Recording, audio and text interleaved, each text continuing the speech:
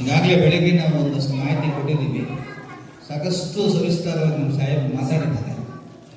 So ಈ ಒಂದು 2025-26 ಶೈಕ್ಷಣಿಕ ಶಾಲಾ ಉದ್ಘಾಟನಾ ಸಮಾರಂಭದಲ್ಲಿ ಉಪಸ್ಥಿತರಿರ್ತಕ್ಕಂಥ ಆತ್ಮೀಯರಾಗಿರ್ತಕ್ಕಂಥ ಕ್ಷೇತ್ರ ಶಿಕ್ಷಣಾಧಿಕಾರಿಗಳೇ, ನಗರಸಭಾ ಸದಸ್ಯರೇ, ಗೌರವಾನ್ವಿತ ಈ ಶಾಲೆಯ ಮುಖ್ಯ ಶಿಕ್ಷಕರಾಗಿರ್ತಕ್ಕಂಥ ಸಣ್ಣಪ್ಪ ಸರ್ ಅವರೇ, ಎಲ್ಲ ನನ್ನ ಆತ್ಮೀಯ ಸಹೋದ್ಯೋಗಿ ಮಿತ್ರರೇ, ಆತ್ಮೀಯ ಪ್ರೀತಿಯ ಪತ್ರಿಕಾ ಹಾಗೂ ದೃಶ್ಯ ಮಾಧ್ಯಮದ ಮಿತ್ರರೇ, ಮುದ್ದು ಮಕ್ಕಳೇ, ನಮ್ಮ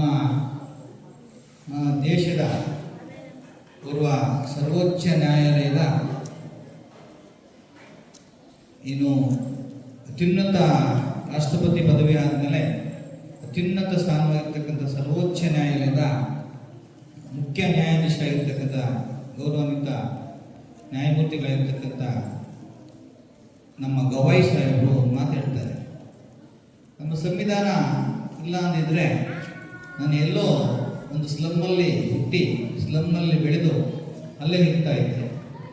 ಆ ಸಂವಿಧಾನ ಅಂತಕ್ಕಂಥ ಒಂದು ಶಕ್ತಿ ಇರೋದ್ರಿಂದ ಈ ಉನ್ನತವಾಗಿರ್ತಕ್ಕಂಥ ಸ್ಥಾನಕ್ಕೆ ಬಂದಿದ್ದೀನಿ ಅಂತಕ್ಕಂಥ ಮಾತನ್ನು ನೆನೆಸ್ಬಿಡ್ತಕ್ಕಂಥದ್ದು ತುಂಬ ಅರ್ಥಗರ್ಭಿತವಾಗಿರ್ತಕ್ಕಂಥ ಒಂದು ಮಾತು. ಯಾಕೆ ನಾನು ಈ ಮಾತು ಹೇಳಿದೆ ಈ ಸಂದರ್ಭದಲ್ಲಿ ಅಂದರೆ, ಸರ್ಕಾರಿ ಶಾಲೆಗಳಿಗೆ ಸಾಮಾನ್ಯವಾಗಿ ಬರ್ತಕ್ಕಂಥವರು ಸಾಮಾಜಿಕವಾಗಿ, ಆರ್ಥಿಕವಾಗಿ ಮತ್ತು ಶೈಕ್ಷಣಿಕವಾಗಿ ಹಿಂದುಳಿದಿರ್ತಕ್ಕಂಥ ಕುಟುಂಬಗಳಿಂದ, ಹಿನ್ನೆಲೆಯಿಂದ ಬರ್ತಕ್ಕಂಥ ಮಕ್ಕಳು. ಅಂತಹ ಮಕ್ಕಳು ನಮ್ಮ ದೇಶದ ಅತ್ಯುನ್ನತವಾಗಿರ್ತಕ್ಕಂಥ ಒಂದು ಸ್ಥಾನ ಅಲಂಕರಿಸಿದ್ದಾರೆ ಅಂತಂದರೆ ಅದು ಸರ್ಕಾರಿ ಶಾಲೆಗಳ ಸತ್ವ ಮತ್ತು ಶಕ್ತಿಯನ್ನು ತೋರಿಸುತ್ತೆ. ನಮ್ಮ ಸಾಹೇಬ್ ಹೇಳಿದಂಗೆ ಕಲಿಯಲಿಕ್ಕೆ ಶ್ರದ್ಧೆ ಮತ್ತು ಭಕ್ತಿ ಬೇಕೇ, ಪ್ರಾಮಾಣಿಕತೆ ಬೇಕೇ ಹೊರತು ಮಾಧ್ಯಮದ ಒಂದು ಅಡ್ಡ ಬರಲ್ಲ ಅಂತಕ್ಕಂಥ ಮಾತನ್ನು ಹೇಳಿದ್ರು. ಅದು ನಿಜಕ್ಕೂ ಅಕ್ಷರಶಃ ಸತ್ಯ. ಈ ವೇದಿಕೆ ಮೇಲಿರ್ತಕ್ಕಂಥ ನಾವೆಲ್ಲರೂ ಸಹ ಸರ್ಕಾರಿ ಶಾಲೆಗಳಲ್ಲಿ ಓದಿರ್ತಕ್ಕಂಥ ಮಕ್ಕಳು. ಜೊತೆಗೆ ಸರ್ಕಾರಿ ಶಾಲೆ ಅಂತಂದರೆ ಜೀವನದ ಪ್ರಯೋಗ ಶಾಲೆ. ಜೀವನದ ಪ್ರಯೋಗ ಶಾಲೆ ಎಲ್ಲಿದೆ ಅಂತಂದರೆ ಸರ್ಕಾರಿ ಶಾಲೆಗಳಲ್ಲಿದೆ, ಸರ್ಕಾರಿ ಶಾಲೆಗಳ ತರಗತಿಗಳಲ್ಲಿದೆ. ಏನು ಜೀವನದ ಪ್ರಯೋಗ ಶಾಲೆ ಅಂತಂದರೆ, ಮುಂದೆ ನೀವು ದೊಡ್ಡದಾಗಿ ಬೆಳೆದು ಸಾಕಷ್ಟು ಕಷ್ಟಗಳನ್ನು, ಸವಾಲುಗಳನ್ನು, ಸಾಧನೆಗಳನ್ನು ಮಾಡಲಿಕ್ಕೆ ಈ ಬುನಾದಿ, ಈ ಒಂದು ಶಾಲೆ ನಿಮಗೆ ಅನುವು ಮಾಡಿಕೊಡುತ್ತೆ.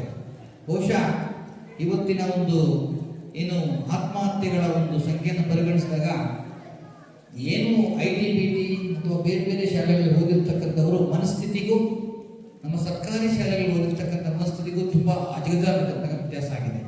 ಹಾಗಾಗಿ ಜೀವನದ ಸವಾಲುಗಳನ್ನು ಮೆಟ್ಟಿ ನಿಂತು ಜೀವನವನ್ನು ಎದುರಿಸಿ ಜೀವನವನ್ನು ಸಾರ್ಥಕತೆಯನ್ನು ಹೇಳಿದ ನೋಡಿ. ಮರಣದಿಂದ ಮುಂದೇನು ಪ್ರೇತವೋ ಭೂತವೋ ಪರಲೋಕವೋ ಪುನರ್ಜನ್ಮವೋ ಅದೇನೋ ತಿರುಗಿ ಬಂದರಿಲ್ಲ, ವರದಿ ತಂದರಿಲ್ಲ, ದರೆಯ ಬಾಳ್ಗಿದರೆ ಒಂದು ತಿಮ್ಮ. ಮರಣ ಆದ್ಮೇಲೆ ನಾವು ಸತ್ತ ಮೇಲೆ ಮುಂದೆ ನಮ್ಗೆ ಏನಿದೆ ಅಂತ ಗೊತ್ತಾಗಲ್ಲ. ಆದರೆ ನಾವು ಜೀವಂತವಾಗಿ ಬದುಕಿರೋವರೆಗೂ ಕಲಿತಾನೆ ಇರಬೇಕು, ಕಲಿತಾನೆ ಇರ್ತೀವಿ. ಅದು ಜೀವನದಲ್ಲಿ ಅಳವಡಿಸ್ಕೊಳ್ತಾನೆ ಇರ್ತೀವಿ.